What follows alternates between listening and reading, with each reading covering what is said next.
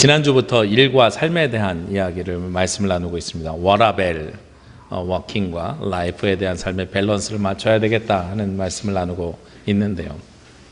오늘은 특별히 그 일과 삶에 대한 이야기 중에서 지난주에 세 가지를 제가 말씀을 드렸는데, 첫 번째는 구원으로 부르심을 받았고, 두 번째는 거룩하게 부르심을 받았고, 세 번째는 사명을 받은 자로 부르심을 받았는데, 그 가운데 우리가 어떻게 거룩한 사람으로 살아갈 수 있을까 하는 것에 대한 말씀을 나누려고 합니다.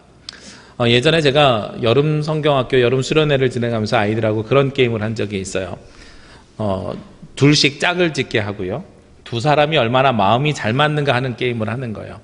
그래서 TV에 보면은 그런 게임을 보통 어떻게 하냐면 3초 안에 대답하기 위해서 짜장면 짬뽕 이러면 짜장면 짬뽕 이렇게 대답을 해야 되는 거죠. 저는 이 게임을 하면 항상 끝까지 갑니다. 짝에게 어떤 눈치를 주냐면 무조건 첫 번째 거 선택하라고 진짜 좋아하는 거 선택하지 말라고 그러는데, 진짜 좋아하는 거 선택하는 사람들이 있어요. 그래서 짜장면 짬뽕, 이거 되게 고민되는 거잖아요. 그 다음에 물어보는 게 냉면을 먹는데 물냉 비냉 이러면 또 고민하게 되는 거죠. 그리고 이제 가장 고민하는 것 중에 하나가 뭐냐면 엄마 아빠 이러면 더 고민하게 됩니다. 이게 보통 우리가 가지고 있는 게임의 방법 중에 하나인데요. 이러한 게임이 나온 이유가 있어요. 뭐냐면 우리가 가지고 있는 생각이나 우리가 가지고 있는 구조 자체가 A 아니면 B, A or B, 이거 굉장히 익숙하기 때문이에요.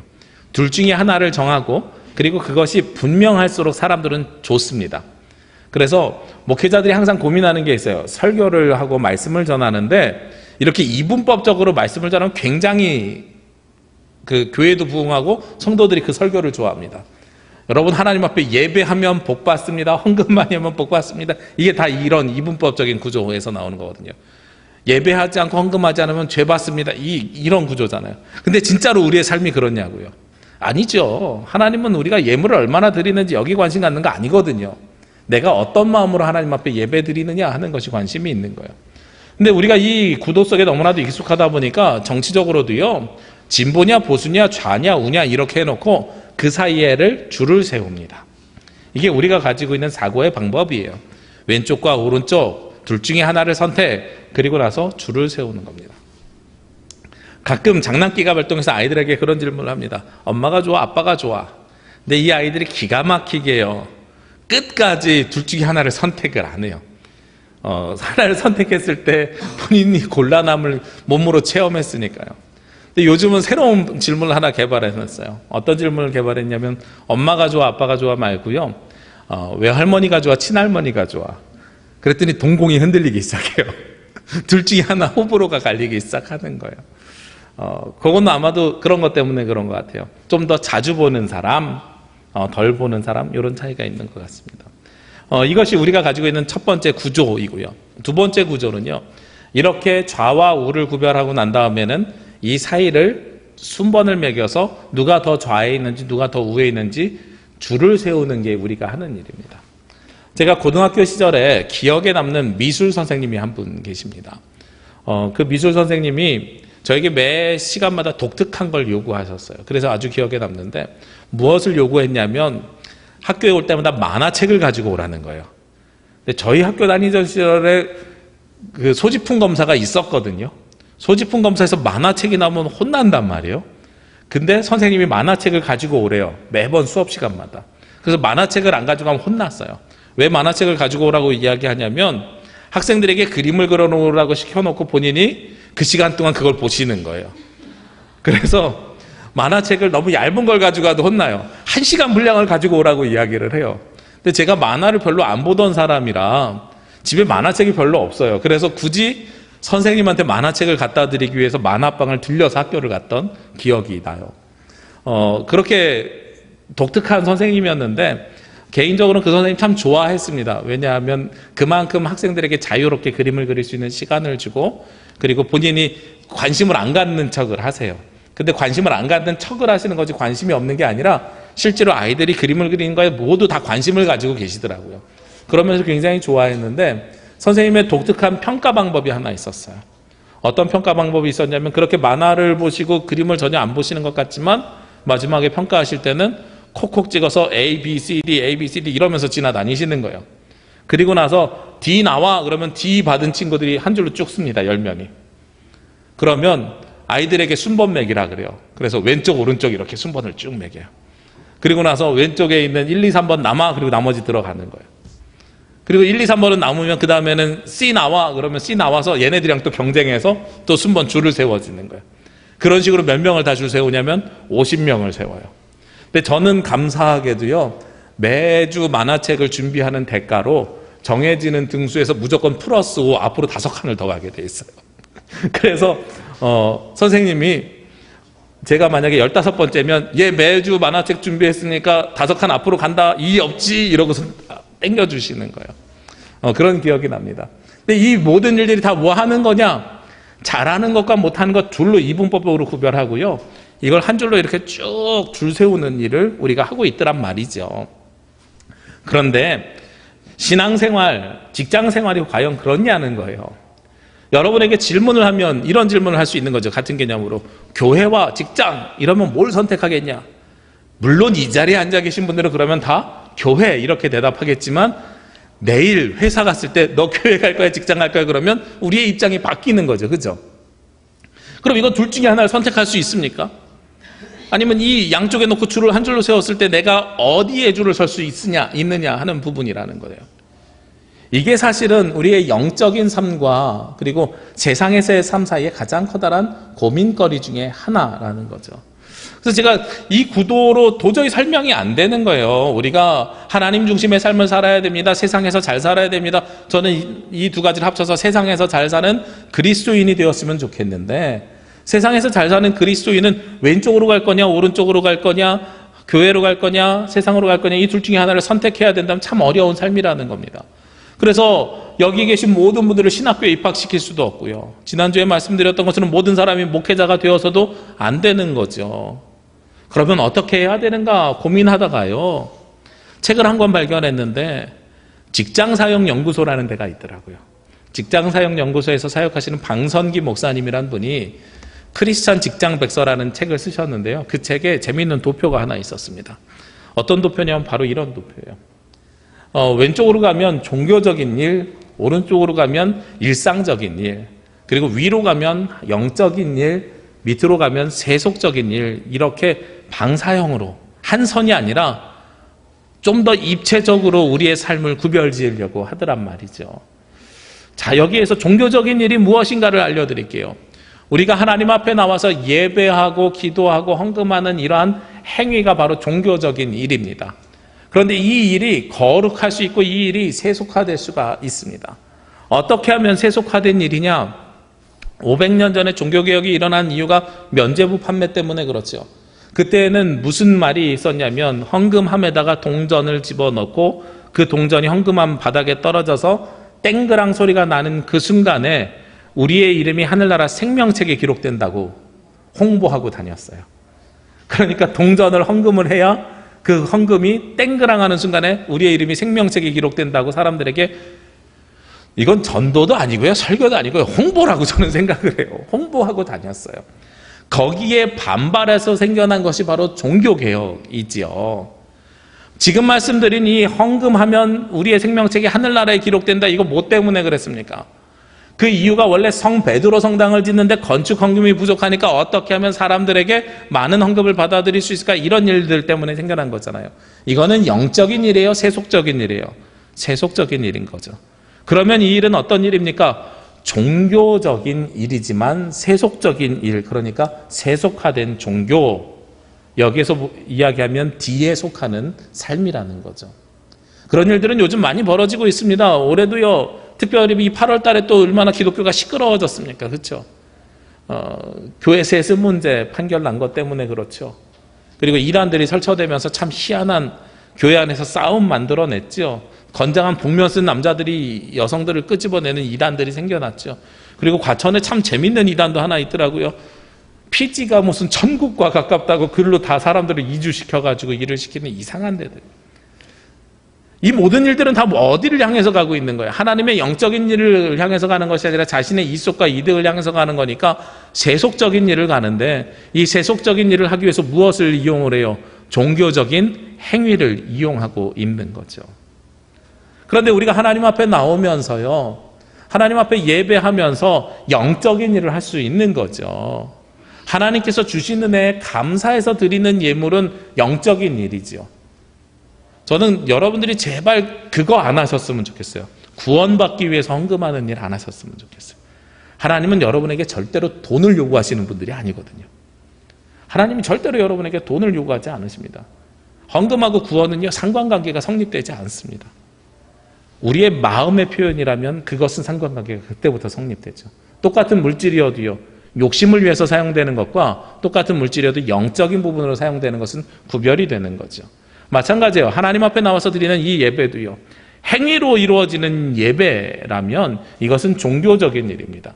근데 이 종교적인 일을 우리가 어떤 태도와 마음으로 하느냐에 따라서 세속화된 일을 할 수가 있고, 아니면 영적인 일을 할 수 있는 거죠.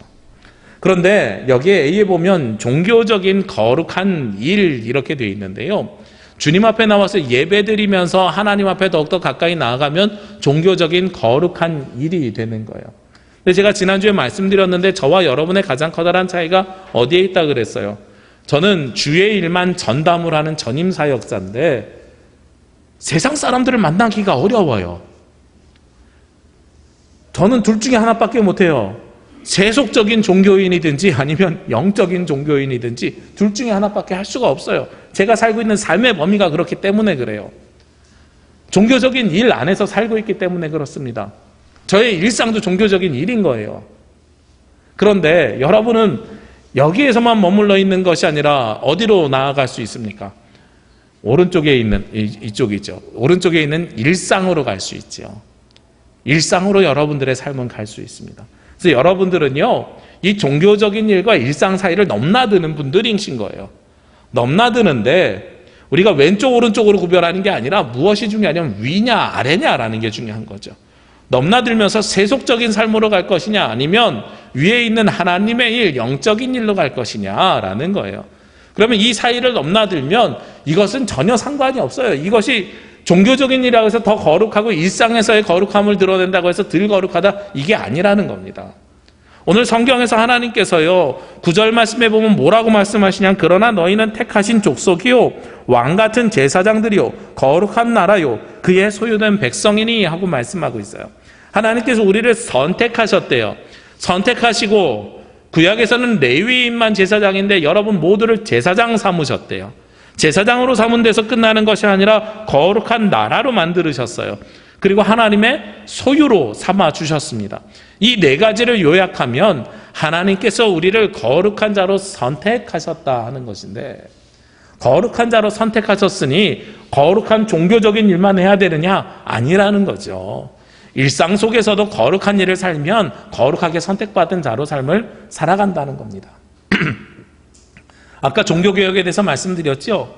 종교개혁을 하면서 두 가지가 제시되기 시작했습니다. 첫 번째가 뭐냐면 루터에 의해서 만인 제사장이에요. 누구나 다 제사장이다 라는 거죠.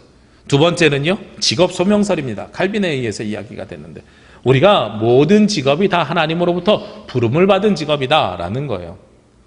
이 두 가지는 불변하는 것입니다. 오늘 본문에 나와 있는 것처럼 하나님께서 여러분들을 제사장 삼으셨는데 제사장이 뭐 하는 사람이죠? 제사장이 하나님 앞에 제사 드리는 사람이죠. 여러분들이 하나님 앞에 뭐 하는 사람입니까? 제사 드리는 사람이죠. 그런데 구약의 제사가 예수 그리스도의 십자가의 보혈로 말미암아 어떻게 바뀌었어요? 신약의 예배로 바뀌었지요. 구약의 제사 그대로 드리게 되면 이 자리가 뭐예요? 피비린내 나야 돼요. 여기서 양 잡고요, 태워가지고 올려드려야 돼요. 거룩하게 구별받은 사람만 했었죠. 그런데 누가 대제사장이 되어주셔서, 예수 그리스도가 대제사장이 되어주셔서 히브리서 말씀에 보면 우리가 은혜의 보좌 앞으로 담대히 나아갈 담력을 얻었느니라 하고 말씀하고 있잖아요. 어떻게 은혜의 보좌 앞으로 나아갑니까? 예수 그리스도의 보혈로 말미암아서 우리도 하나님 앞에 직접 나아갈 수 있는 거죠. 그래서 여러분도 제사장이 되어주셨어요. 구약 성경에 보면 성전, 성막 안에는 누구만 들어갑니까? 제사장만 들어가요. 지성소, 그 안에 있는 지성소에는 특히 대제사장만 들어갑니다. 여러분처럼 보통 성도들이요, 제사 드리러 오면 성전 뜰 앞에 서서 기다렸어야 됐어요. 이게 구약이에요. 근데 예수님께서는 우리를 어디로 불러주셨습니까? 교회 안으로 불러주셨죠. 교회 안에서 우리 모두가 예배하게 하셨죠. 예수님의 이름으로 예배하는 겁니다. 이게 만인제사장이에요. 우리가 이 만인제사장에서 끝나는 것이 아니라 우리를 직업 소명하셨습니다. 하나님께서 우리를 부르실 때 우리가 무슨 일을 하든지 간에 농사를 짓든 직장을 다니든 아이를 키우든 어떤 일이든지 하나님께서 주신 사명입니다 하는 것이 직업 소명이에요. 그러니까 이 모든 일들은 내가 내 욕심을 위해서 하면 세속적인 일이 되지만 이 모든 일들이 하나님을 위해서 하면 소명받은 삶으로 바뀌게 된다 하는 것이 바로 직업 소명설이라는 겁니다. 여러분은 그 세상에서 일을 하면서요, 거룩한 자로 구별받으면서 어떤 일을 하든지 간에 하나님을 위해서 하면 그것도 사명입니다 라고 말씀하고 있다는 거죠. 제가 예전에 부목사 할 때요, 여신도들 모아놓고요 모임을 잡는데 여신도분들이 그런 이야기를 하시는 거예요. 아니 이게 모임 잡기가 힘들어요. 왜요? 그랬더니 일하는 사람과 일하지 않는 사람이 구별이 돼서 남는 시간이 달라요 이렇게 이야기를 하더라고요. 그래서 일하는 사람과 일하지 않는 사람, 언뜻 들으면 어떻게 구별되는 거예요? 일하는 사람은 직장을 다니거나 자기 사업을 하는 사람, 일하지 않는 사람은 집에서 밥하고 빨래하는 전업주부. 전업주부는 일 안 하나요? 밥하고 빨래하고 청소하는 건 일이 아닌가요? 하나님께서는 이 모든 것들을 다 일이라고 하십니다. 우리가 일인지 아닌지라고 구별짓는 거는요, 물질적인 대가를 받는지 안 받는지에 따라서 우리는 일인지 아닌지를 구별해요. 이건 어디에 있는 기준이에요? 세속적인 기준이에요. 하나님의 기준은요, 그 일이 하나님의 일이냐 아니냐 하는 기준이에요. 내가 그 대가를 받느냐 안 받느냐라는 것이 하나님의 기준이 아니라는 거죠. 집에서 아이를 양육하고요, 집안일을 하는 거, 이것도 일이라는 겁니다. 하나님 보시기에 일이에요. 집안일 하는 것도 누구를 향해서 하면, 주를 향해서 하면 이 모든 일들이 직업 소명설에 합당한 하나님의 부름받은 거룩한 백성이라는 겁니다. 이 거룩한 백성은 누구와 구별되냐면 그 앞에 있는 7절 말씀에 보면은요, 구별되는 사람이 있어요.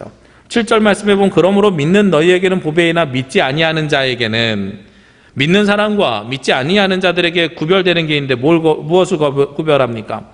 건축자들이 버린 그 돌이 모퉁이의 머릿돌이 되고 또한 부딪히는 돌과 걸려 넘어지게 하는 바위가 되었도다. 똑같은 돌이 있는 거예요. 그런데 이 돌을 믿는 사람과 믿지 않는 사람이 구별하는 겁니다. 건축하는 사람이요, 돌을 버렸어요. 근데 그 버린 돌을 하나님께서 어떻게 사용하십니까? 버린 돌을 주워다가요, 모퉁이에다가 두시고 머릿돌을 사용하십니다. 자, 만약에 이걸 세속적으로 사용한다고 생각해 보십시오. 저는 이 말씀이 굉장히 중요하다고 생각하는데, 우리 사람이 가지고 있는 기본적인 마음이 어떤 마음이냐? 내가 중심에 서고 싶은 마음이 있어요.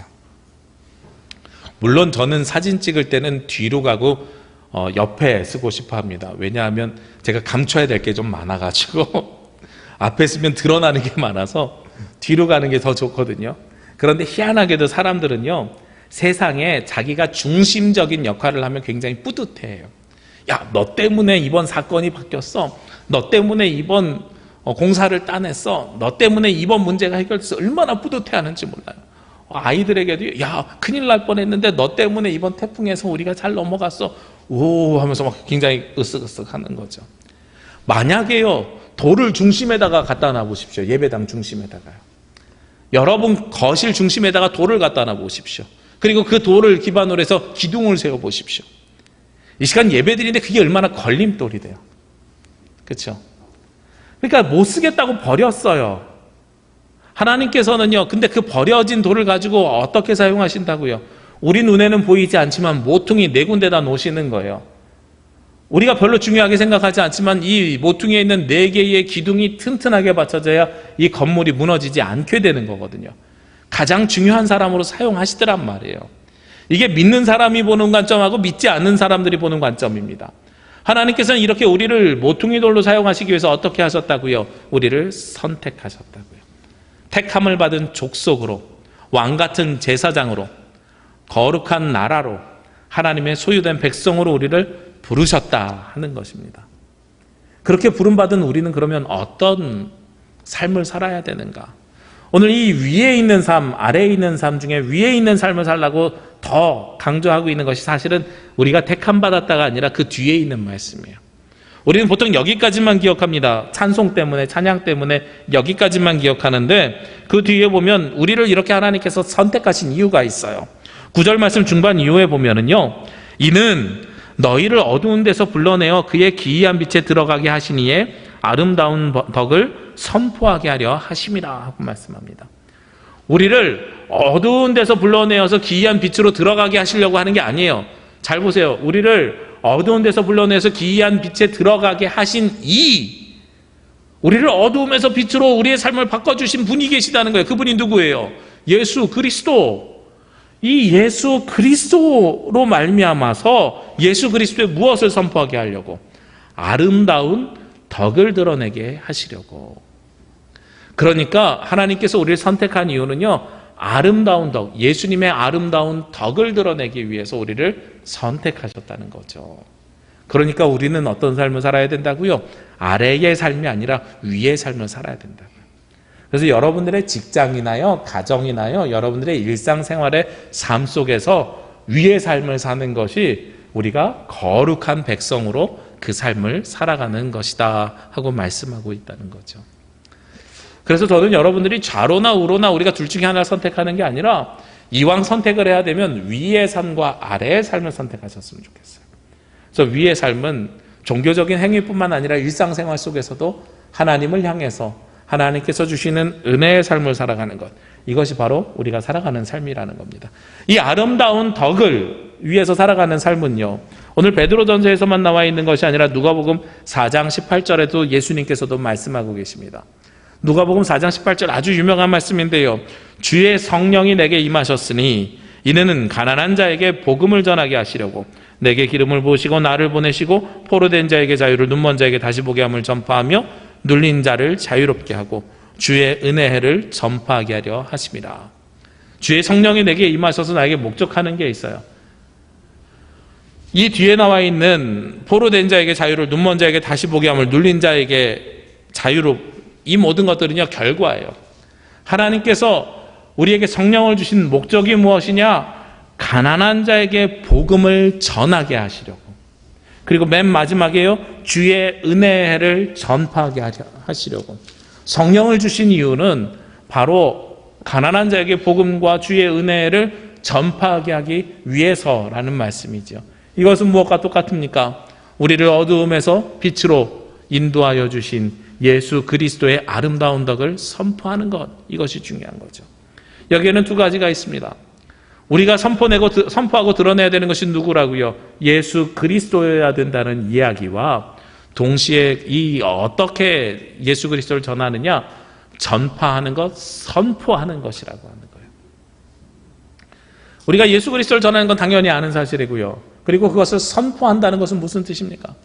제가 여러분들 앞에서 설교를 하고 있는데, 설교를 하고 있다는 표현보다 더 좋은 말씀이, 어떤 표현이 더 좋은 표현이냐면 선포하고 있다는 표현이에요. 하나님의 말씀을 선포하고 있습니다. 왜 그러냐면 요즘 이 설교가요, 굉장히 안 좋은 이미지로 많이 바뀌었어요. 젊은이들에게, 저도 나이 들지 않았지만 걔네들이 볼 때는 저도 꼰대거든요. 제가 얼마 전에 들은 이야기가 있어요. 저희 젊은 신학생들이 제주로 수련회 와가지고 구별을 하는데, 어떻게 구별하느냐면 대화가 좀 통하면 꼰대가 아니고, 대화가 안 통하면 꼰대, 저는 이렇게 생각을 했었거든요. 근데 그게 아니라 의식이 있는 꼰대와 의식이 없는 꼰대, 이렇게 구별하더라고요. 그래서 자기네들이랑 좀 대화가 돼도 꼰대는 꼰대라는 거예요.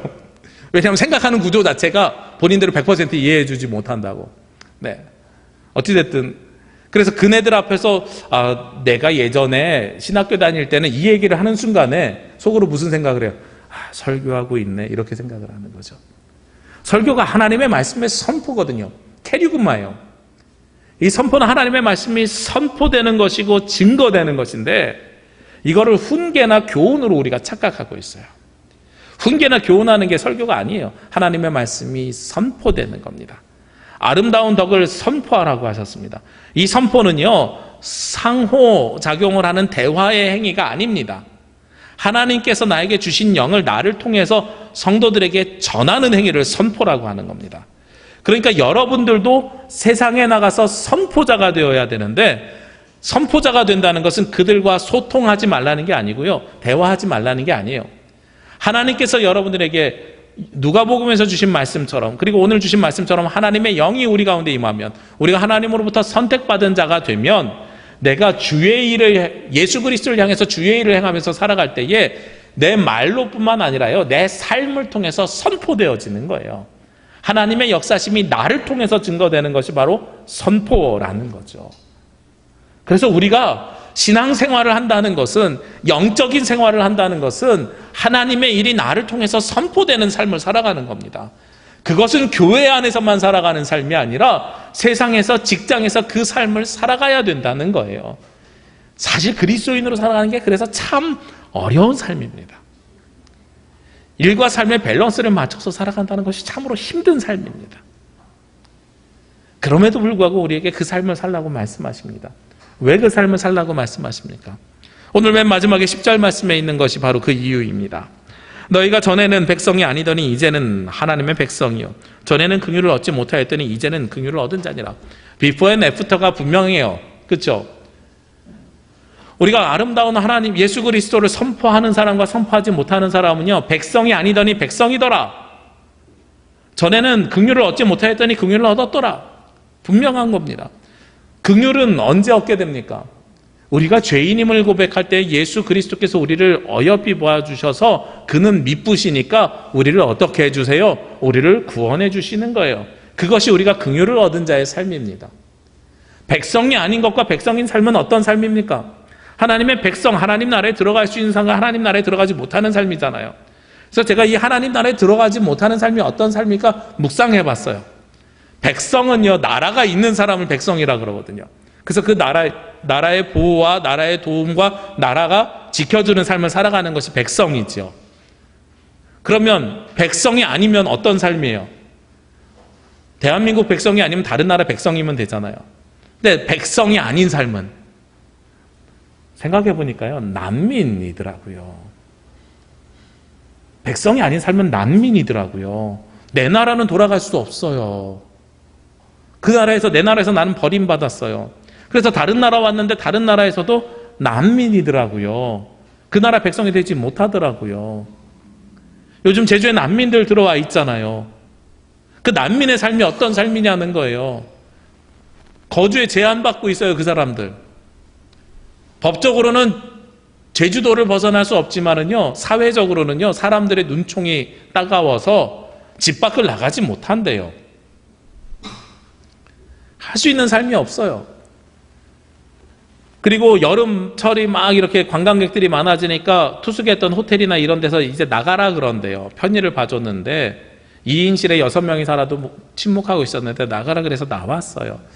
그래서 나와서 길거리에서 이 사람들이 살아야 되잖아요. 그러면 또 다른 범죄가, 2차 범죄가 생겨날 수 있으니까 기독교 구호단체나 이런 데서들 어느 한 독지가를 통해서 한 50명 들어갈 수 있는 큰 펜션을 통으로 빌렸어요.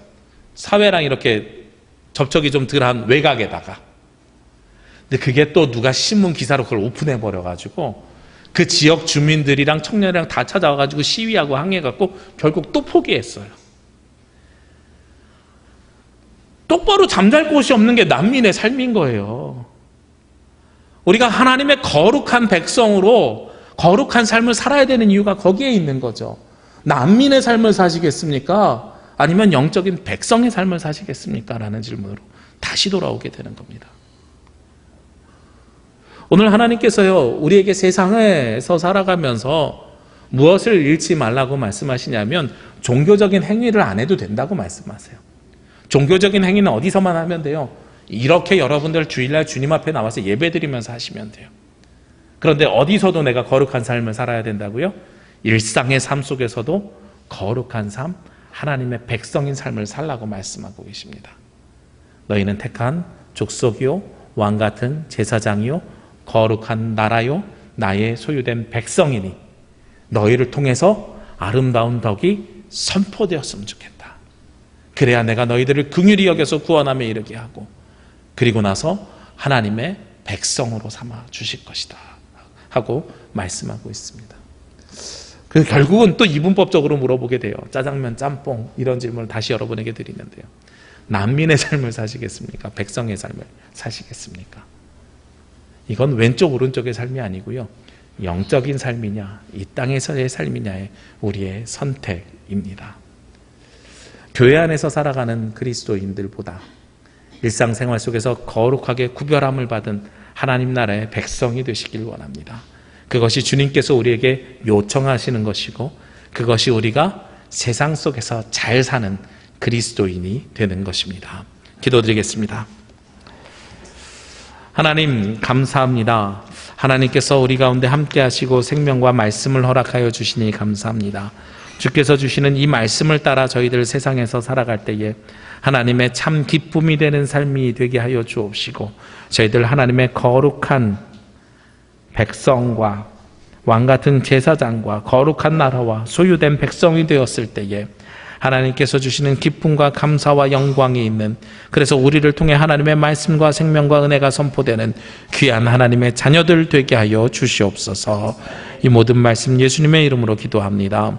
아멘.